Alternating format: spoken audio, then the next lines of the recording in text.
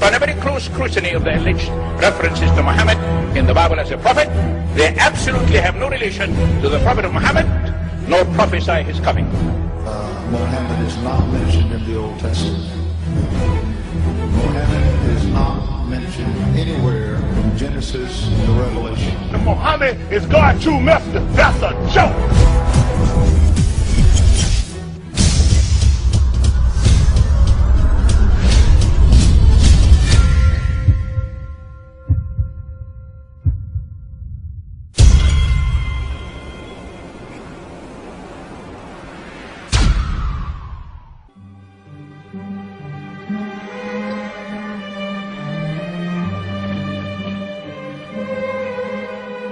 Lo, we inspire thee as we inspired Noah and the prophets after him, as we inspired Abraham and Ishmael and Isaac and Jacob and the tribes, and Jesus and Job and Jonah and Aaron and Solomon, and as we imparted unto David the Psalms.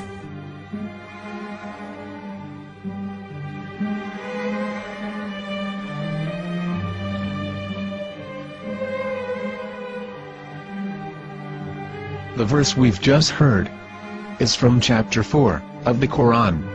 In the verse, God is affirming to humanity that Muhammad is indeed the recipient of a divine guidance, just as Noah, Abraham, and the rest of the prophets.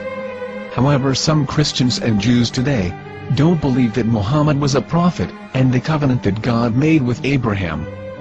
And since the Quran is not their book of authority, in this video I'm going to show you that the book you're holding in your hands contains the name off the seal of prophethood, the Prophet Muhammad.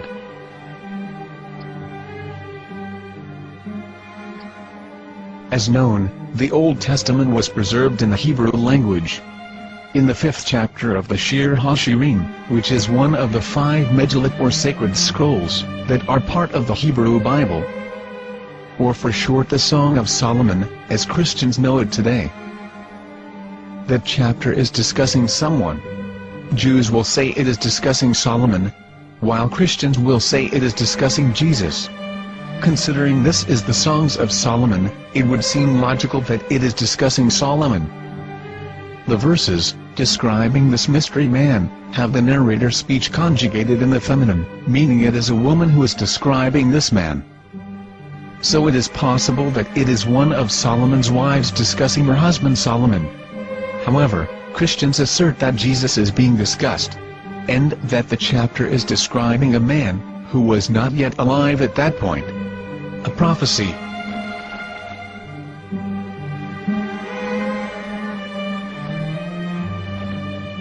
In reading the English translation of Song of Songs 5:16, it finishes the description by saying, "He is altogether lovely," but what most people don't know is that the name of that man was given in the original Megillat. Here is verse 16, and how it is written in ancient Hebrew, before introducing the vowels, in the 8th century. From the Hebrew Bible, on scripturetext.com. Here is the word in question. This word is made of 4 letters. Mem, Het, Mem, Dalet. Now when reading the word as it is written in its original form, with no vowels, it can be read as Muhammad, which is the name of the Muslim prophet, or as Mamad with no A after the H. According to Ben Yehuda's Hebrew-English dictionary, it is correctly pronounced as Muhammad, not Mamad. So how we're going to know for sure if it's pronounced as Muhammad, the Muslim prophet, or as Mamad, a random Hebrew word? The only way is to give the verse to a rabbi and say to him, "Please read." Here is the Song of Songs 5:16, and how it is read by a rabbi from a Hebrew Jewish site. Please notice, the im in Hebrew is a plural of respect.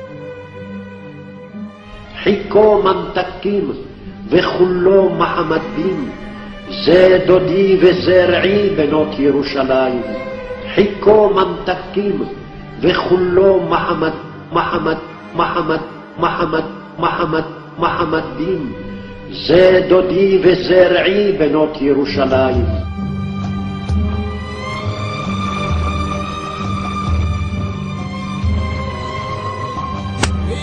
Coming out from the darkness, there are no other gods but God, and Mohammed is his messenger.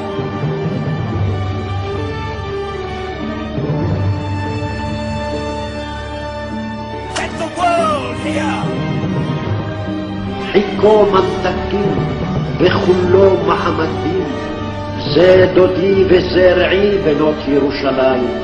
חיכו ממתקים וכולו מחמד, מחמד, מחמד, מחמד, מחמד, מחמד דין. זה דודי וזרעי בנות ירושלים.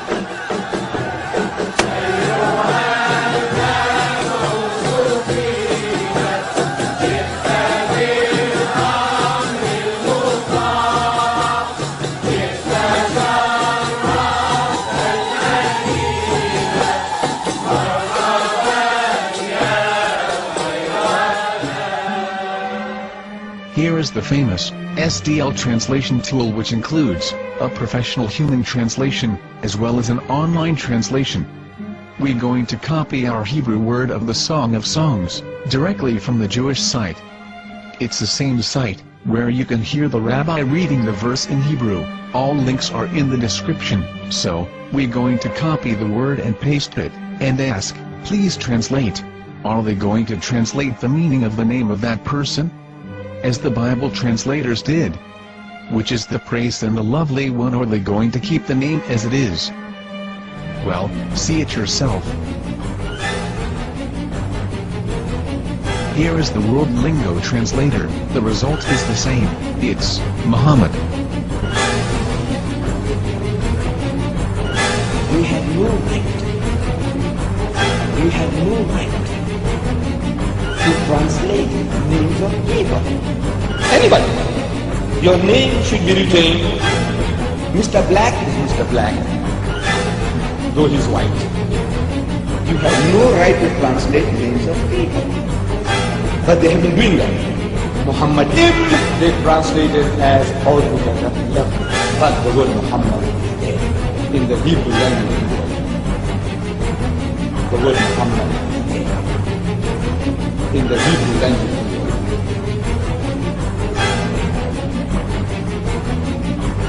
I will tell you a story from my own personal experience. Years ago, I used to spend every Sunday afternoon in a place called Speaker's Corner.